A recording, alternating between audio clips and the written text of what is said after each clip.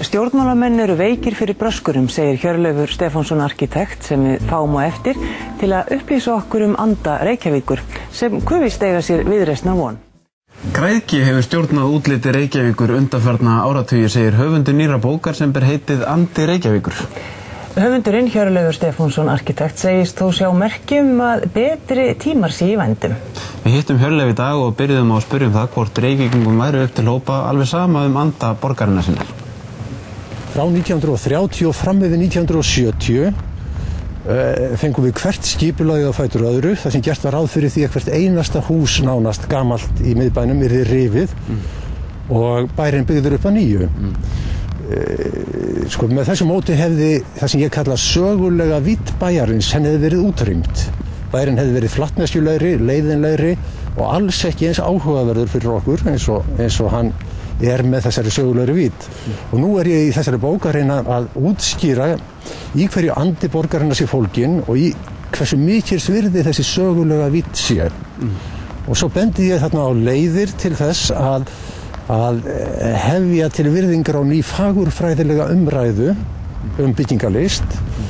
Hvað sé góð byggingarlist fyrir hinn almenna borgara í bænum og hvað ekki. Er eitthvað af því sem hér hefur gerst óafturkræft eða er hægt að hefja þetta til vegs og virðingar á ný?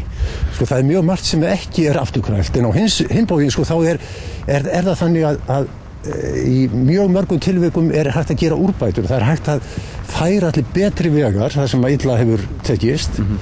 Og ég bendi þarna nokkur dæmi, það sem að, eins og til dæmis fyrir Lækjartorg, sem ég tel vera einn mikilvægasta staðinn í Reykjavík. Mér finnst að Reykvíkingar eigi að hlúa að Lækjartorgi og gera Lækjartorg að góðum stað að vera á, góðum stað fyrir fjöldafundi og samkomur og þess aftar. Þetta var allt saman fyrir borð borið þegar hús voru byggð við torgið og þegar húsum var breytt. Á kreppu tímum er ekki tómt mál að tala um einhverja fagurfræði?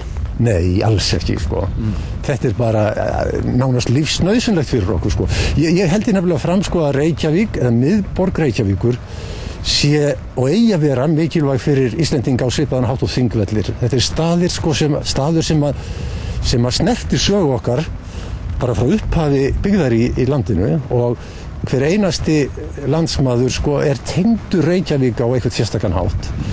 Og við eigum að umgangast miðborgina í samræmi við þetta mikilvægi. Við líta á nokkuð dæmi. Hér á þessum slóðum eru nokkur af merkilegustu og fallegustu húsum Reykjavíkur. Hér er Arnarhvoll og Þjóðleikhúsið sem að Guðjón Samúelsson teiknaði. Hvort tveggja mjög góð byggingarlaust. Og svo er hér Safnahúsið, eitt af glæsilegustu húsum frá fyrstu árum 20. aldarinnar. Og hér voru sem sagt byggð fyrir ekkert líka mörgum árum síðan 2 ný hús, annars vegar hús Hæstaréttar, sem að er afskaplega vandað hús. Það sem við höfum hér á bakvið.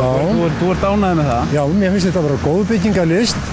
Þetta er nútímalegt hús sem að trana sér þó ekki fram, en er eins og bara vandað hús meðal jafningja sinna. Og hins vegar er svo aftur bílastæðahúsi við Hverfisgötu, sem að mér finnst vera gert af lítilli kurteisi gagnvart umhverfinu. Mér finnst það nánast vera skemmt í raun og veru í fallegu umhverfi þar sem eru falleg hús. Mér finnst að þetta hús hefði ekki átt að byggja hér eða gera það einhvern veginn öðruvísi heldur en það er. Ég nefni þetta bara sem dæmi sem eitt gott dæmi og annað slæmt. Þetta var sem sagt elsta gata borgarinnar og hér byggðist upp hús innréttingana og þegar verslunarstaðurinn var fluttur til Reykjavíkur úr Örfirisey 1780 þá risu verslunarhúsin hér. Hér hefur virðingarleysi ríkt? Já, hér voru sem sagt elstu hús borgarinnar en alveg frá því 1927 var gert ráð fyrir því að hér eru öll gömul hús rifin og öll ummerki þessa sögu frá upphafi til okkar daga yrðu afmáð. Við fengum hvert skipulagið á fætur öðru sem gerði ráð fyrir þessu. Fram til svona 1980 þá byrjaði þetta að snúast við. En svona núna, seinustu 7-8 árin, þá hefur verið aftur unnið markvisst að því að reyna að bæta úr þeirri hörmungarmynd sem hérna var. Hérna á horninu við Túngötu var auð lóð í 30-40 ár og það voru 2-3 auðar lóðir hér við Aðalstræti, elstu götu borgarinnar, í frá þetta 30 upp í 50 ár. Malarhrúgur með njólastóði og skelfilega útlítandi. Og nú hefur sem sagt í nokkur ár verið unnið að því að endurheimta þetta og laga götuna og byggðina eftir því sem hægt hefur verið. Þannig að þetta svona dæmi um það hvernig hægt að bæta eitthvað sem ekki hefur verið vel gert. Já, ég tel að þetta sé vel heppnað dæmi um það hvernig hægt að laga fyrir misgerðir. Það aldrei hægt að gera það fullkomlega en það hægt að sýna því sem eftir þó af þessum minjum hæfilega virðingu og tillitssemi í þeim nýju byggingum sem að rísa. Já, hörku fín bók þarna ferð og allir áhuga menn skipulagsmál í Reykjavík ættu að kíkja á hana. Já, þetta mjög skemmtilegt, mjög gaman.